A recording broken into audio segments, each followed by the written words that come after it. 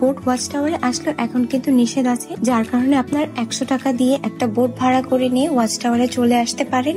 এখানে আসলে কিন্তু আপনি এখন ভারসমান সুপার শপও পেয়ে যাবেন, পানিতে ভেসে ভেসেই কিন্তু চা কফি খেতে পারবেন। তারপর আমাদের বোটের ছোট্ট মাঝি আমাদেরকে অনেক সুন্দর গান শুনিয়েছে।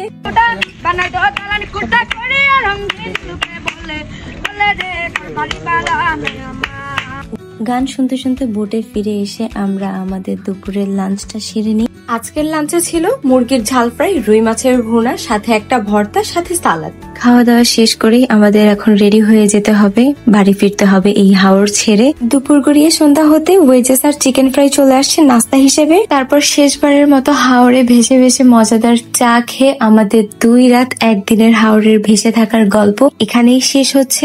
বোনাস টিপস হিসেবে অবশ্যই তোমরা মিনিমাম 7 দিন আগে বোট এবং বাস বুকিং দিয়ে রাখবা, আদারওয়াইজ পছন্দ মতো বোট বাস না পাওয়ার পসিবিলিটি বেশি থাকতে পারে। সো দেখা হবে আবার নতুন কোনো ভিডিওতে, নতুন কোনো জায়গায়। Thanks for watching me. Allah Hafiz.